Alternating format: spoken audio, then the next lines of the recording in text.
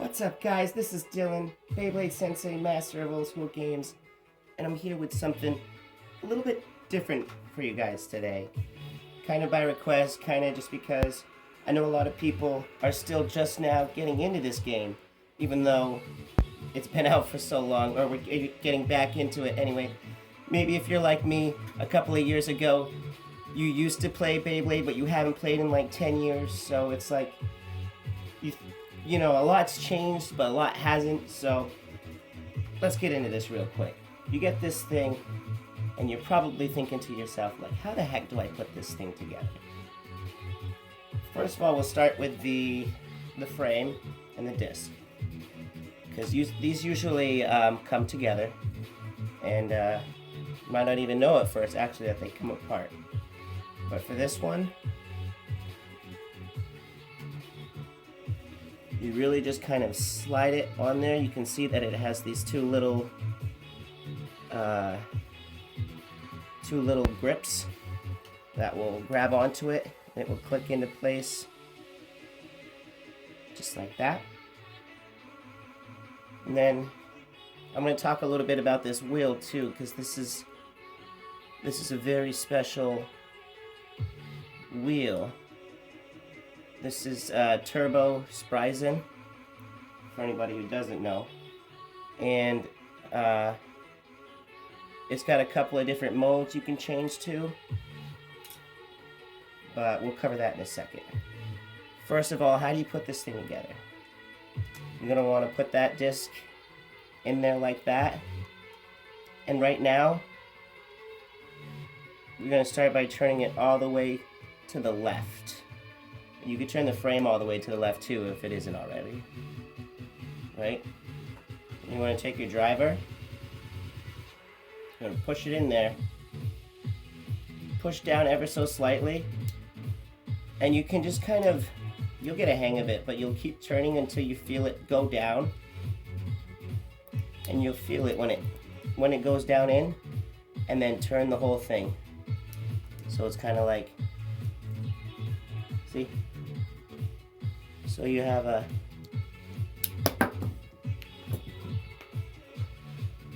kind of like a screw effect, and obviously the spring in there is very strong. Gives you like a, well, that's how we got beybladeburst.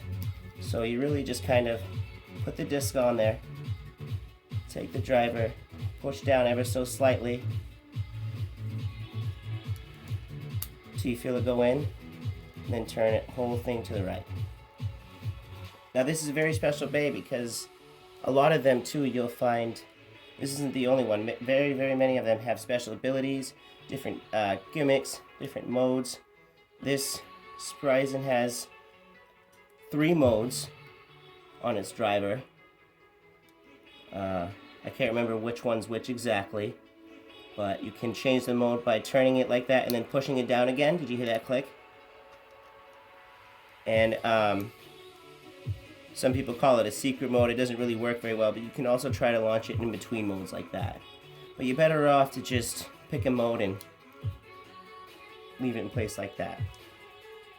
Now this bay right here is very special because, and a lot of times, guys, if you're just getting started, if you're playing with a lot of other people, mark your launcher, because you never know. I don't know, people get mixed up. There'll be a lot of them kicking around if you guys end up, you know, playing with a lot of other people, or you just end up collecting them. What you can do is you take this key right here,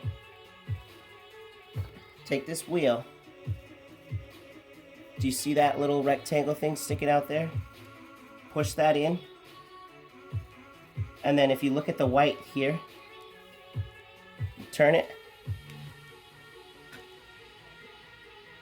See? Got it pushed in there till it clicks. Now you're in left spin mode. Okay, again. Little black rectangle in there. Push down. Turn it. Click. Back in right spin mode. Alright, let's put this thing together. Last but not least, launching. Now a lot of people think you don't What do you mean launching? I just pull the cord and watch it go, right? Well, yes, exactly. But there are certain principles that you can apply that can make your launch more successful. There are certain angles that you can do to tilt toward yourself, tilt outwards. Some people will try to do a light launch to see maybe if they can cause more damage if they have less RPM. Some people really just want the most RPM. As far as launchers go, usually the heavier the bay, the heavier the launcher. So for a bay like this would probably be just good enough, but where this is a turbo bay, the way this is built, it's actually kind of heavy. You could almost even go to a heavy launcher or a string launcher or something like that. But when you're launching, it's really simple. You just, first of all, make sure that you don't click your launcher backward at all, and make sure that hand that you're holding it with stays still, and the hand that you're pulling is the one that moves the most. You don't want your launcher hand to move. Alright.